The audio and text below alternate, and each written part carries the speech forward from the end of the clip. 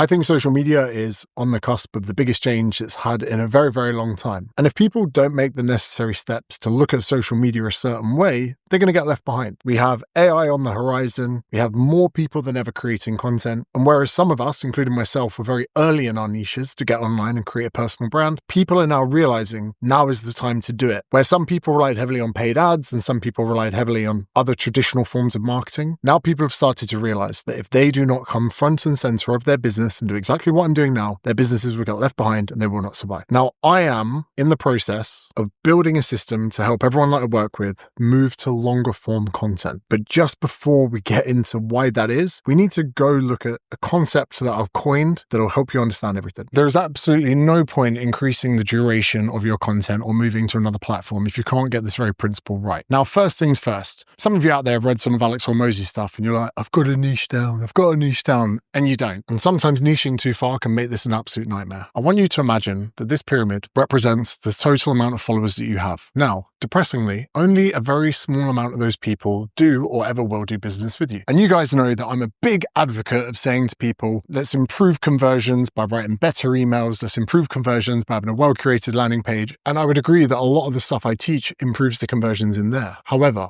we need to look at this bit for a second. The biggest mistake you can make in business is looking at these people that are never going to buy your stuff and thinking, I don't need them, but you do. And I call this the fist bump effect. So I want all of you guys in your personal brands to be incredibly happy with the fact that one day you're going to be in the supermarket, someone's going to come up next to you and they're going to go, oh my God, I've been watching your stuff online. I absolutely love it. It's helped me with so much, but I've never bought anything from you. I hope that's okay. And you need to be able to say, yeah, that's absolutely great, and give them a fist bump. Now that can seem moronic. Why would we want to appease people that are never going to do business with us? Well, imagine right now, there are two different types of people watching this video. There are people that are going to soon be clients, and then those that aren't. Even with the YouTube subscriber numbers that I've got at the moment right now, only about 10% have ever done business with me. 90% haven't. And that's completely fine. That's okay. I still live a very good life and drive an amazing car. Because right now, if we think about YouTube for a second, one of the most important metrics for success for this video getting pushed far and wide is something called average view duration. What is the average amount of time someone watches? So let's say this is going to be an A person and this is going to be a B person. We need B people to watch our content, to enjoy it, to watch it the whole way through, to share it, to even tell their friends about it. And for you to understand this a little bit better, I want you to think about this. When I was a personal trainer and I was walking the floor, I would go up to people that I knew would never make a good client. If there was a 6'2" big 100-kilogram rugby player, most personal trainers would look at that person and go, well, he's never going to need a PT. But you're forgetting the fact that if I go to him, give him some tips, chat to him, just present the fact that I maybe know what I'm on about, the next time that person's girlfriend or partner or auntie or cousin goes, I really need a personal trainer, that big rugby player will go, there's a lad called James in the gym, he seems really switched on, you should go talk to him. So the first thing to consider is those B people, the people watching this video right now that are never, ever going to buy my stuff. First of all, if they have an A person in their life who goes, oh, I really need help with my marketing, they're going to go check out James Smith, he's got a business channel, it's really helpful. Not to mention, if 9 out of 10 people watch this video to the end as freeloading bastards, that's amazing because YouTube will then get a signal going, all these B people watch 75% of the video, they seem to really enjoy it, they seem to resonate with it, and once they started, they couldn't stop. So YouTube is then going to push it to larger cohorts of people. So let's say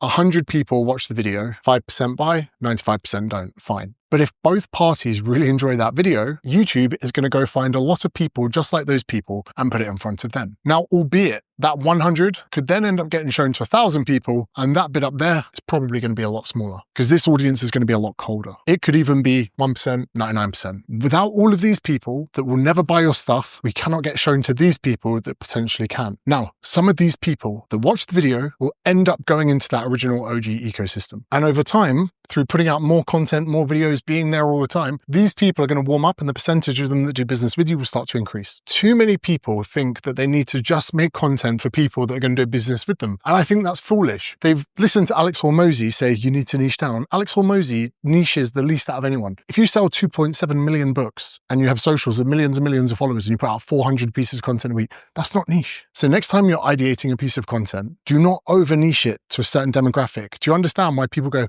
hey, lesbians, if you're living in Nottingham and you want to lose weight, it's too niche. The content I put out is to anyone that wants to make money online using social media. Hundreds of thousands, if not millions of people. I only need a very small cohort of those to decide to do business with me. Even in the most pessimistic of numbers, if you think, okay, only 1% of people that watch my videos are going to buy my stuff, keep making content for the other 99%. Because as you grow that viewership, that 1% will get larger and larger and larger. Okay, just before we move into the next segment of the video, if you are someone that's considered maybe doing business with me, I've actually created a quiz. And if you click on that quiz, the link in the bio, it will explain to you where the weaknesses are in your current marketing and sales setup. It'll take 2 minutes. When you get to the end of this video, click on that link, do that quiz. All right, let's get to the next part. So if we think about what I just said down there, even if we're making a very generalized video like this one, which anyone who's using social media, running a business going into 2026, you're thinking to yourself, how can I get clients out of that? Well, first of all, we've got the quiz, which is going to segment people to whether or not they're right or not. Some people do that quiz and be like, wow, he's got something for me. But then we can utilize things like lead magnets, where I can say, if you want to improve the conversions that I spoke about and take that 5% to a 10%, the second link in the description is going to be to get the template for a highly converted landing page. That's just an example, although that will be in the description. Niching and talking about a bespoke offer, I think should happen in a stage removed from social media through lead magnets, email marketing campaigns, etc. Although we shouldn't optimize for just going viral, we should probably have quite generalized videos that we can get a good amount of people watching. Because like I said, the bottom part of that pyramid, I think are massive for getting the sales at the top. If you can go through life helping 95% of people for free, knowing they're never going to buy your stuff, that's how you can tap into pretty much operating a ferocious business, which sounds counterintuitive, but I stand by it. So the second thing we need to look into today is the fact that Google released this study a few years ago saying that the average person needs to spend 7 hours in front of you. And I've been mulling it over for a while.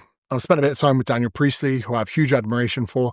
Out of all the business gurus online, I'm going to throw it out there. I watch their content and think to myself, this person's chatting shit. But for some reason, well, actually no, for good reason, when I listen to Daniel Priestley, I'm like, do you know what? I really agree with that. Or he will say things, and I go, do you know what? I've thought that for years, but I didn't have a word for it. And he has his 11-7-4 principle, which mimics very much what I've been saying in my live shows about trying to get 7 hours in front of people. But he says it should be on different platforms. I completely agree. If you think about it right now, the last few videos that I put out on my YouTube were incredibly long. One was about an hour long, and the one before that was 2 hours and 20 minutes long. The reason being is, if I do a 2-hour 20 live stream seminar, of which 20% of people made it to the very end, in one video, I've already pretty much done 1/3 of the amount of raw time they need to spend in front of me. And I didn't realize this back in the day in 2017, 2018. I used to go live on Facebook for half an hour every day. I was like, why are so many people buying from me? The question was, some of them had spent hours in front of me watching me do my lives. And the thing is, you can't fake who you are or what you're about across huge periods of time like that.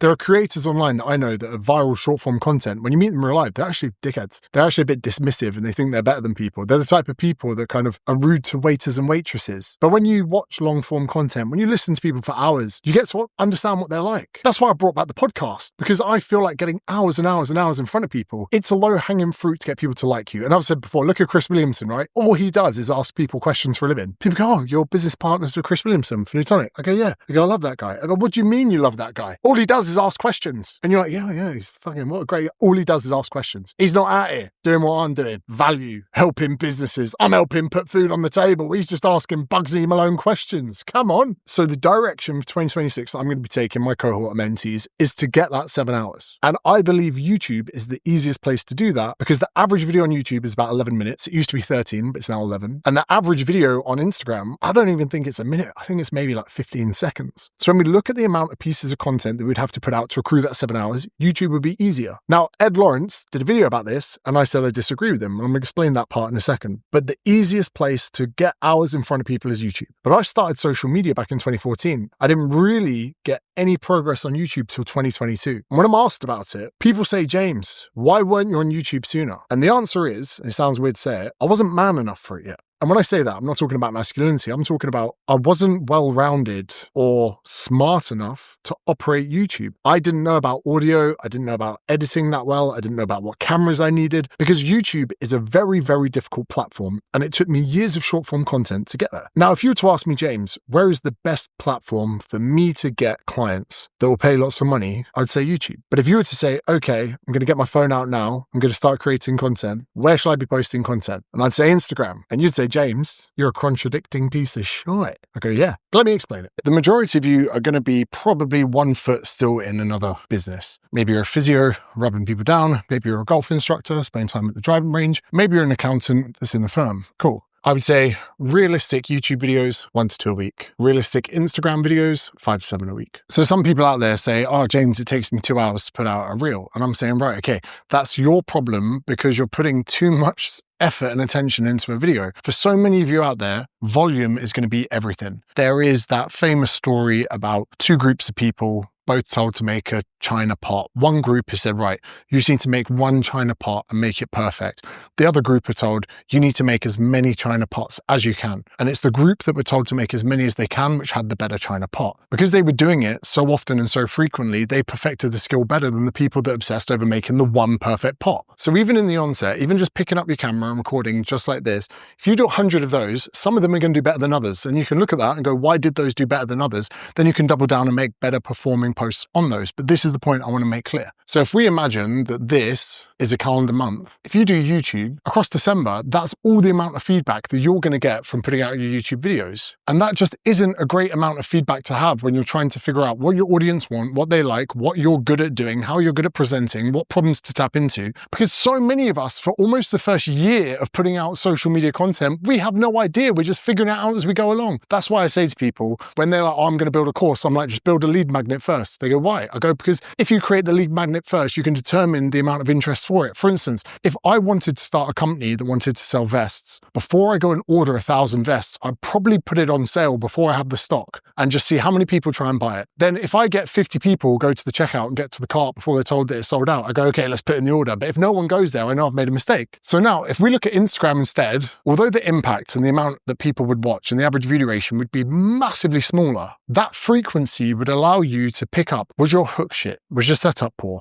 Was the ideation bad? Did you lose attention? Because if you can't hold someone for an Instagram reel, you're not going to hold someone for a YouTube video. If your hook does not hold someone as they're swiping, your introduction on YouTube is not going to get the person to remain interested. But there are other skills that you need. You need confidence, you need pacing, you need cadence, you need all of these things that you only learn through repetition. And here's another thing as well. Short form videos very rarely make you rich. Very rarely.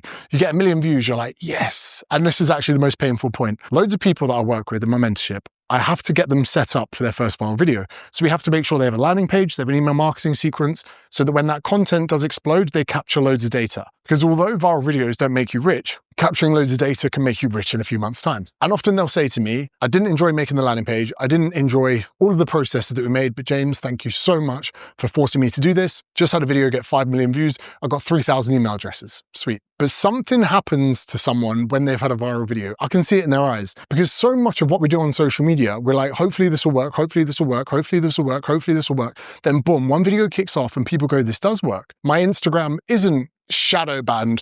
I'm not being held back because some people, honestly, I get 1 a week, someone going, I'm thinking of deleting my Instagram and starting again because I don't think this is working. And they make up excuses like, maybe it's because I had my family and friends following, because this account hasn't been posted on in 2 years. And largely that's all bollocks. So when you get someone to commit for probably 1 to 2 years on short form, when that one video kicks off, they generate aura. And suddenly that person, the next video they go to, they just present better, they're more confident, they do things with camera angles, they get more creative, they have more fun, they use a quirkier setup. Because let's just say, whether you go to Instagram or YouTube, you're going to eat so much shit. You're going to eat more shit than you can fucking ever imagine. Welcome to the layer cake, son. And this is just a part of content creation. Sure, we can work, we can ideate, we can help you eat less shit, but it's going to be an inevitable part of things. Now, quickly, I'll just show you the sequence in which you're probably going to need to get clients. And imagine this, right? Short form content is going to be the hardest. There's going to be more people to compete with. You're going to eat the most shit. You're going to put out videos that bomb. But in a couple years' time, you're going to be so well versed at short form content that when you go to YouTube, you will be a different beast. When I turned up to long form in 2023, I was a different person because I'd spent so many years eating shit online that it made me almost a YouTuber. Okay, we're going to call this short form, 5 to 7 posts a week. Objective, to get goodwill. The idea of short form content is for people to go, oh, never thought of that before. Oh, that's interesting. I might try that. And if you get that for someone 5, 6 times, they're going to go, oh, this person's a legend. They're going to follow you. Don't ask for a follow. It's fucking pathetic. Don't use hashtags. They don't do anything. Another thing you want to do in short form content is create something I've called dinner table geniuses. Educate people about something that they once thought was wrong or right, like Coke Zero not being harmful for you. Dinner table geniuses. And if you do this well, you'll get 2 outcomes: growth enough, and call to actions will actually work. If you do not post enough, do not generate enough goodwill, and do not create enough dinner table geniuses, you may get the growth, but you won't get people to action your call to actions. Now, the call to actions, you can use something called ManyChat. ManyChat means that when people comment, you can send them a message with the link. So for instance, we should Black Friday for New Sonic. I'd say comment the word focus, then send them a DM with a link. Now, some people think about auto following new people. Don't do it. It looks desperate, it looks pathetic. Instead, have call to actions on your posts. And then when people interact to get your lead magnet or get whatever it is that you're promoting, let's say you're a mortgage advisor and you're giving out an asset that helps people understand mortgages and interest rates.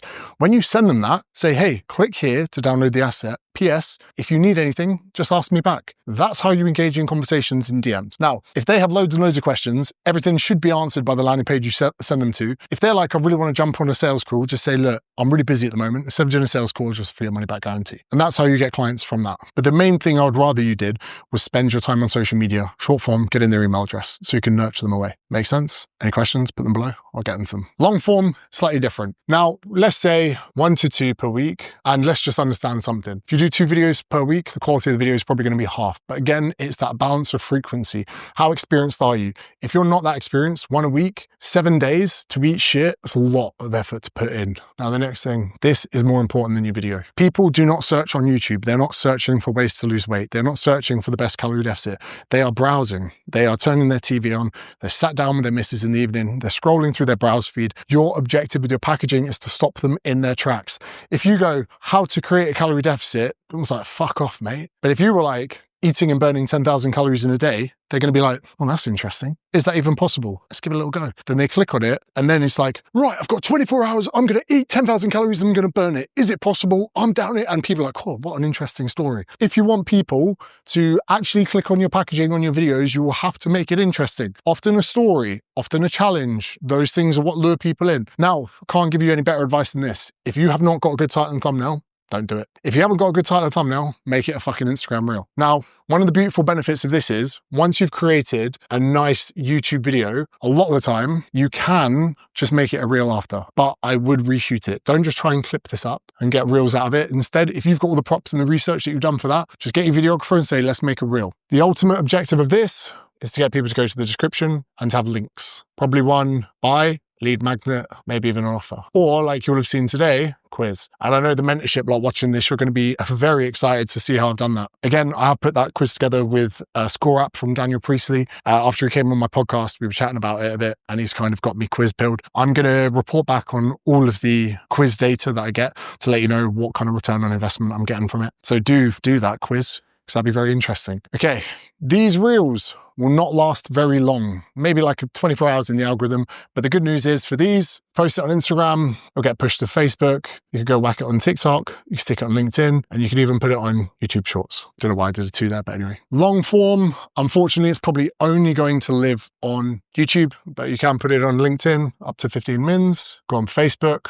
If you've got a long form video and you put it on YouTube, trust me, just put it on Facebook. You never know. Even like sometimes there's a consideration to make. So for instance, this exhaust on my car was very expensive. So that exhaust ended up costing more than what I used to earn in a year because it's made out of titanium flex. Sounds great though. I said to Raz from Prestige Auto Works, I go, bro, let's be real. If you're going to make a YouTube video about an exhaust, there's a certain amount of views before you end up getting a client. And I reckon, Raz, if you get 500 people to watch your video to the end, 4 of them are going to be booking in to get an exhaust done. So when you're looking at YouTube, ask yourself this, out of every 1,000 views, how many clients am I going to get? If it's 5 or it's 10 or whatever different price point, cool. Just per 1,000 views, there's going to be a certain amount of leads or clients you're going to get. So although this is more short formed, this stuff definitely lasts for longer. I've got one video at the moment that flatlined for 4 months and then it's just gone off like that. And it's one of my biggest revenue generators in RevTrack. It's just the nature of YouTube, literally 4 months. There's only one type of transition that I am happy with people doing in the world, and it's not gender, it's short form to long form. Not to get political, I just don't understand any of that stuff. When some men out there go, I've just spent my whole life feeling like a woman, I'm like, yeah, but how do you know what that is? Because if you've never been a woman, how do you know what it feels like to be one? That's just a gap in the logic for me. Do you know what I mean? Anyway, I'll stay out of that. Let's finish up. Short form content, bought my house, built my life, sold out the Hammersmith Polo. Did so much for me. I'm eternally grateful for it. However, long form content for me has been the next level up. So my advice to you is this. If you're new to content, I want you to marry yourself up with short form content because I need you to try different things, different setups, different payoffs, different hooks. And I need you to just post and disregard it. If you watch Adam Sullivan's stuff recently, he's literally just pressing plus on his iPhone, on his Instagram, just talking to it and just posting stuff. There is going to be a spectrum where you have high quality content that gets great returns and low quality content that doesn't. I want a varied approach of both because it's only through doing a mixed bag of all of those things that you can find a perfect middle ground. This video today, for instance, sits in that middle ground because it's probably about 19 minutes long. Actually, it might even be closer to 22. I scripted this video in 45 seconds before recording. I've got jiu-jitsu in 13 minutes. So I know that this video is not going to get 150,000 views, but I know it's probably going to get me 1,000 people to do the quiz in the description, probably going to get me 1 or 2 sales from it because this would have been the boiling point. Someone going, okay, I'm in. And it was an opportunity for me to tell you that I'm probably going to take the next 4 weeks offline so I can build out the YouTube course that I'm going to add to the mentorship. YouTube is the most difficult place to learn your trade, but when you get it, the returns are crazy. But you cannot do it without first finding out who you are, how you present, how you talk, what you're interested in, and better yet, what your audience care about than short form content. It is a journey from one to the other. It is going from white belt to black belt. And the best thing is, the more you learn, the less videos you get to make. I used to put a video out every single day. Now, it's 2 a week, better for my mental health. Then you on a weekly and monthly basis can just feed into producing people those 7 hours. And if you did a combination of podcasts, live streams, YouTube, and short form content, people would get through those 7 hours very, very quickly. So please do check out the links in the description, get excited for the YouTube course that's coming. And to help you with the binge effect and also to help me with my average view duration, if you're not ready to click any of the links because you're relatively new to the content I'm putting out, well, you can click this here. This is called an end card. And the reason I utilize this is to get you into a binge effect, which increases my average view duration, which tells YouTube, cool, whatever this guy's talking about is bloody useful. Thanks for watching.